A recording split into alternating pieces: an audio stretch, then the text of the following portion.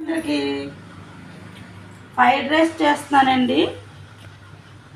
Cabbage, టమాటా, బంగాళదుంప, పుదీనా, పచ్చిమిర్చి, కొత్తిమీర, క్యారెట్. ఇందులో కావాల్సినవండి అల్లం పేస్ట్, సాల్ట్, మిరియాల పొడి, దంచి పెట్టుకున్న మిరియాల పొడి, అలాగే బిర్యానీ ఆకు, చెక్క, లవంగం,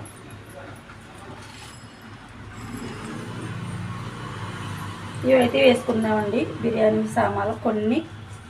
టేస్ట్ బాగుంటుందండి ఫ్రైడ్ రైస్లోకి. ఇవి వేగిన తర్వాత లైట్గా ఒకటి వేసుకుందాం.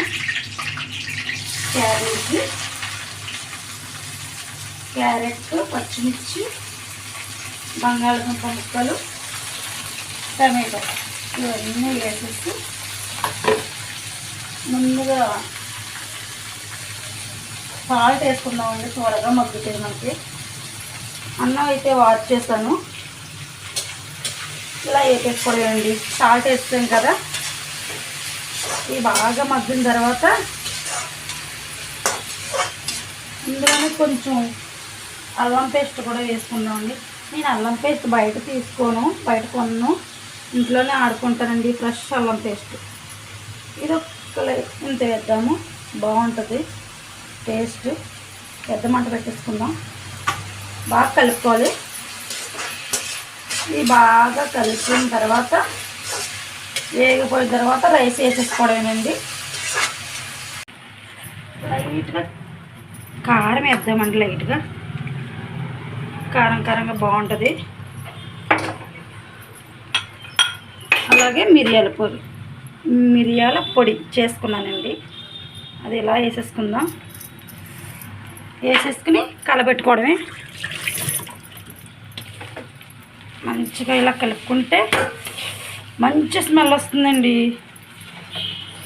చాలా సూపర్ స్మెల్ వస్తుంది.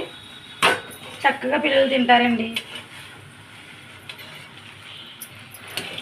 అంతా కలుపుకోవాలి మనకు చక్కగా.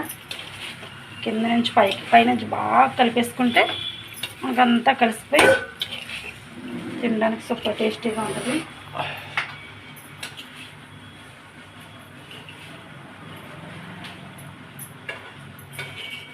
వేడిగా ఫ్రైడ్ రైస్ అయితే రెడీ అయిపోతుందండి. చూడండి చక్కగా మనకు ఆల్రెడీ రెడీ అయిపోయింది.